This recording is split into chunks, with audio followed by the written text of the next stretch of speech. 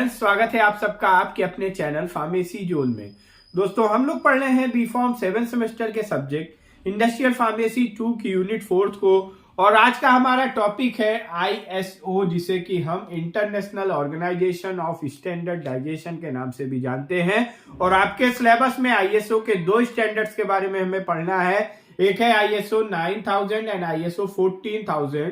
तो इसके बारे में हम कंप्लीट जानकारी आज आपको देंगे इस वीडियो में। तो ये शुरू करते हैं आज का अपना टॉपिक ISO। और शुरू करने से पहले अगर अभी तक आपने चैनल को सब्सक्राइब नहीं किया है तो जल्द से जल्द चैनल को सब्सक्राइब जरूर करें। तो गाइस, ISO को जैसा कि हमने अभी बताया कि इसे international organization of standardization, international organization of standardization भी कहते हैं। इसका जो फुल फॉर्म है वो है इंटरनेशनल ऑर्गेनाइजेशन ऑफ स्टैंडर्डाइजेशन। यानी कि अगर हम इसके नाम से ही समझें तो ये एक ऐसा ऑर्गेनाइजेशन है, इट्स ऑर्गेनाइजेशन जो कि वर्क करता है इंटरनेशनली। मींस ये कई सारी इंटरनेशनल वर्क करता है। और वर्क इसलिए करता है स्टैंडर्डाइजेशन, यानी स्टैंडर्ड को मेंटेन करने के लिए।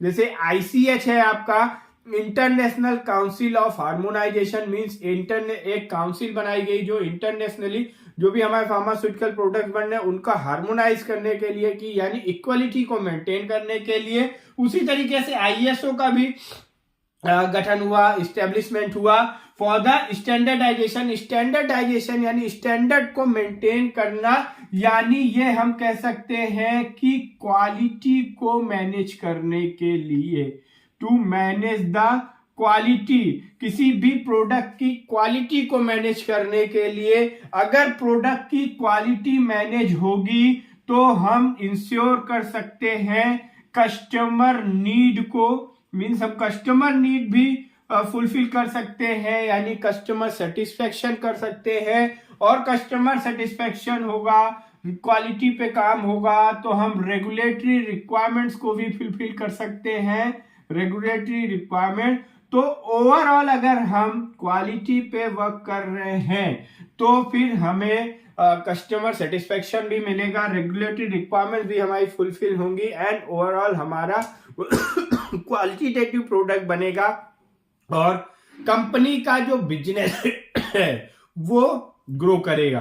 तो ISO is a international organization of standardization, जिसका जो इनका इस्टेब्लिशमेंट हुआ, ये इस्टेब्लिशमेंट इसका 23 फरवरी को ऑफ 1947, यानी 1947 जिस साल देश आजाद हुआ था, उसी साल 23 फरवरी को ISO यानी इंटरनेशनल ऑर्गेनाइजेशन ऑफ स्टैंडर्डाइजेशन का गठन हुआ।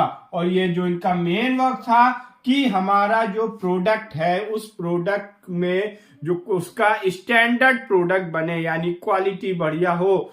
और इनका जो काम है ये किसी ऑर्गेनाइजेशन को सर्टिफाई नहीं करते हैं, in not certify the organisation.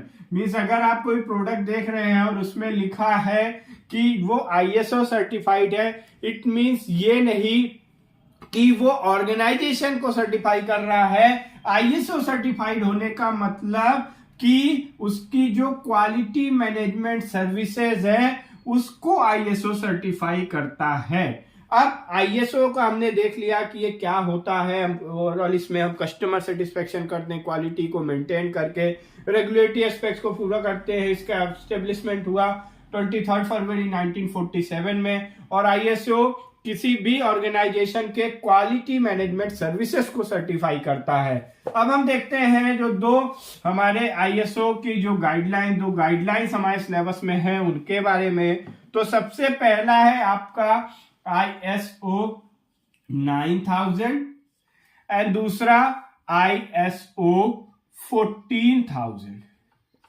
तो हम इन दोनों को साथ साथ देखते चलेंगे, इसका एक कंपैरेटिव स्टडी करेंगे तब आपको ज्यादा बेहतर तरीके से समझ में आएगा। तो ISO 9000 ये जो गाइडलाइंस आई, ISO 9000 की जो गाइडलाइंस आई, ये आई 1987 में, और ISO 14000 की जो गाइडलाइंस आई वो आई 1996 में, और फिर फर्दर 2004 में इनको रिवाइज किया गया, रिवाइज्ड इन 2004। तो ISO 19000 जो गाइडलाइन आई वो 1987 में आई, और ISO 14000 की जो गाइडलाइंस आई वो आई 1996 में, और इनको जो रिवाइज किया गया, इनका रिवीजन हुआ इन 2004 में। और ISO 9000 जो था, इनका जो मेन वर्क था वो था क्वालिटी मैनेजमेंट के लिए। ये इनका जो ISO 9000 गाइडलाइंस आई, ये I for quality management services, यानी कि हम इसे QMS भी कह सकते हैं। तो ये क्वालिटी मैनेजमेंट सर्विसेज के लिए ISO 9000 गाइडलाइन आई। और वहीं पे जो आपका ISO 14000 है, ये गाइडलाइंस थी फॉर EMS। EMS का मतलब है इन्वायरमेंटल मैनेजमेंट सर्विसेज। ठीक, हमने 2 पॉइंट देखा कि ISO का 9000 का स्टेब्लिशमेंट हुआ 1987 में, 14000 को हुआ 1996 में, और इसमें फर्दर रिवीजन किया गया इन 2004। ISO का 9000 का जो फोकस है वो किसी भी प्रोडक्ट की क्वालिटी को मैनेज करने के लिए, यानी जो ऑर्गेनाइजेशन में क्वालिटी मैनेजमेंट जो सिस्टम है उसके लिए ये गाइडलाइंस है। और ISO 14000 is for environmental management service. अब ISO 9000 के जो क्वालिटी मैनेजमेंट प्रिंसिपल हैं, इनके 7 प्रिंसिपल हैं फॉर क्वालिटी मैनेजमेंट। पहला है QMP1, जिसमें कि QMP1 में कस्टमर फोकस है, customer focus. Then QMP2 is for leadership के लिए। QMP3 is for engagement of people,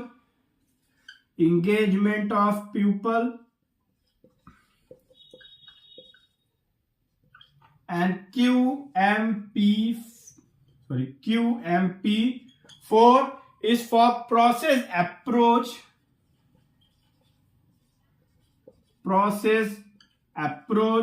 QMP5 is for improvement, 6 is for evidence based approach, and 7 is for relationship management। तो जो ISO 9000 की quality management जो principal है, ये 7 principal पे काम करते हैं। सबसे पहला, ये कस्टमर पे फोकस करते हैं। कस्टमर पे फोकस करने का मतलब कि हम सबसे पहले कस्टमर नीड को आइडेंटिफाई करते हैं। अगर कस्टमर नीड आइडेंटिफाई होगी तभी उस नीड को हम अपने प्रोडक्ट में कन्वर्ट कर पाएंगे, और फिर फर्दर कस्टमर सेटिस्फेक्शन होगा। देन सेकेंड जो इनका प्रिंसिपल है, दैट इज फॉर लीडरशिप का मतलब है कि हम कैसे अपने प्रोडक्ट की या अपनी जो हमारी ऑर्गेनाइजेशन में जो भी प्रोसेस चल रहे हैं उनकी क्वालिटी को या उन प्रोसेसेस को किस तरीके से मैनेज करें, ताकि हम फार्मास्यूटिकल इंडस्ट्री या जिस भी इंडस्ट्री में है वहां पे लीड कर सके। Then next one is for engagement of people. इसको हम टीम वर्क भी कह सकते हैं कि अगर हर एक एम्प्लॉय, हर एक पर्सनल इन्वॉल्व होगा, एंगेज होगा, देन बेटर रिस्पॉन्स आएगा।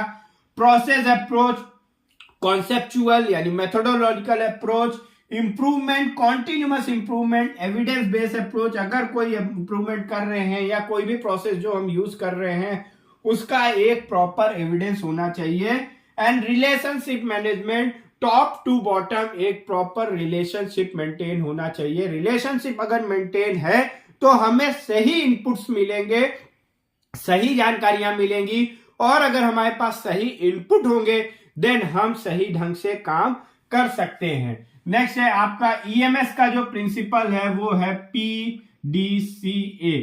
P for plan, D for do, C for check and A for act. Plan, do, check, act.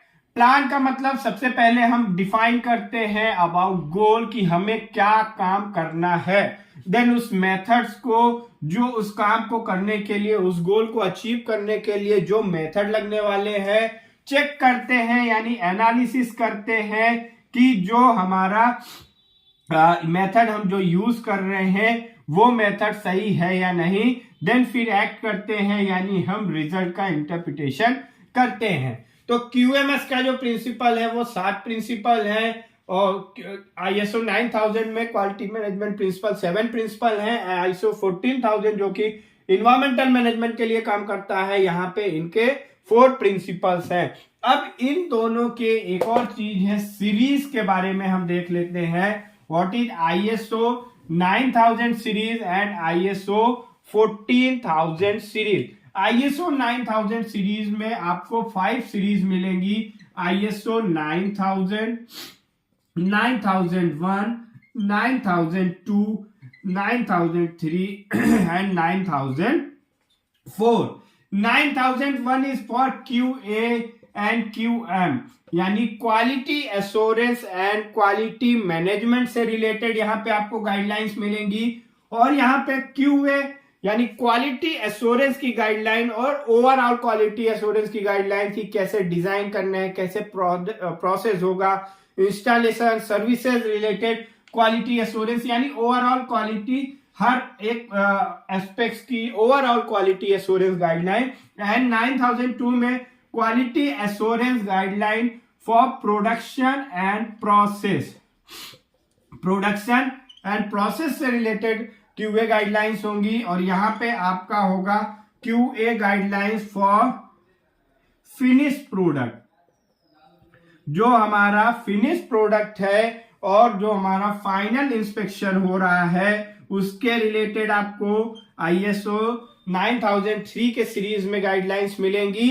And यहाँ पे आपको फिर further QA and quality management planning, QM planning के related guidelines यहाँ पे हमें मिलेंगी। किस तरीके से प्लान करना है, इम्प्लीमेंटेशन, उसकी efficiency, planning, implementation, efficiency and further उसका इंप्रूवमेंट गाइडलाइंस यहाँ पे हमें मिलेंगी। तो ISO 9000 की जो 5 सीरीज है, 9000, 9001, 2, 3 एंड 4, जहां पे हमें 9000 में quality assurance and quality management के रिलेटेड गाइडलाइन, फिर 9001 से लेके 3 तक में क्वालिटी एश्योरेंस की अलग अलग सेगमेंट की गाइडलाइन, एंड 9004 में फिर quality assurance and quality management guidelines मिलेंगी। अब ISO 14000 पे आ जाते हैं हम। तो ISO 14000 की फर्दर इनकी जो गाइडलाइंस है दैट इज फॉर 14001, 10, 20, 30 एंड 40, इनकी भी 5 गाइडलाइंस है। तो ISO 14001 is for EMS standard यानी कि इन्वायरमेंटल मैनेजमेंट सिस्टम स्टैंडर्ड, और इसको ये 14001 जो है ये जेनेरिक मैनेजमेंट के लिए भी होता है। जेनेरिक मैनेजमेंट का मतलब है कि यहाँ पे अगर कोई कंपनी जो हमारी सिंगल यूनिट में काम कर रही थी और वो MNCs में या अपनी मैन्युफैक्चरिंग यूनिट को इंक्रीज करना चाहती है, उसके रिलेटेड यहाँ पे गाइडलाइंस मिलेंगे। हाई रिस्क पे थी, लो रिस्क पे जाना चाहते हैं तो उस पे, यानी कि अगर कोई ऑर्गेनाइजेशन अपडेशन करना चाहता है तो उसमें EMS स्टैंडर्ड यानी कि इन्वायरमेंटल मैनेजमेंट स्टैंडर्ड का मतलब है कि जो हमारे ऑर्गेनाइजेशन से वेस्ट निकल रहे हैं या जो भी प्रोसेस हो रहा है उनमें जो केमिकल्स का यूज हो रहा है उसका इन्वायरमेंट पे कोई तरह का एडवर्स इफेक्ट ना पड़े, ये गाइडलाइंस आपको मिलती हैं ISO 14000 में। Then ISO 14000 is for auditing standard, means की इन्वायरमेंटल मैनेजमेंट सिस्टम में किस तरीके से ऑडिट होगी उसके स्टैंडर्ड के बारे में। Then it is for labelling, environmental labelling के बारे में होता है ISO 20000 में। और फिर यहाँ पे परफॉर्मेंस, इन्वायरमेंटल जो परफॉर्मेंस है मींस इन्वायरमेंटल गाइडलाइंस जो यूज हो रही हैं उन परफॉर्मेंस का इवेल्युएशन की गाइडलाइंस है आपकी ISO 14030 में। And ISO 40 is for LAC, LAC is about environmental life cycle assessment, यानी यहाँ पे हम जो इन्वायरमेंटल लाइफ साइकिल है उसका असेसमेंट गाइडलाइंस को भी देखते हैं। तो गाइज ये है आपका ISO 9000 एंड ISO 14000, ये क्या होते हैं, कौन कौन सी इनकी गाइडलाइंस है और किस प्रिंसिपल पे काम करते हैं, ये हमने आपके साथ डिस्कस किया। तो आई होप कि आपको ये टॉपिक समझ में आया होगा। इस टॉपिक से रिलेटेड कोई भी क्वेरी हो तो आप कमेंट बॉक्स में ड्रॉप कर सकते हैं। इस टॉपिक के PDF नोट्स को आप डिस्क्रिप्शन बॉक्स में दिए गए लिंक से डाउनलोड कर सकते हैं। Thank you very much.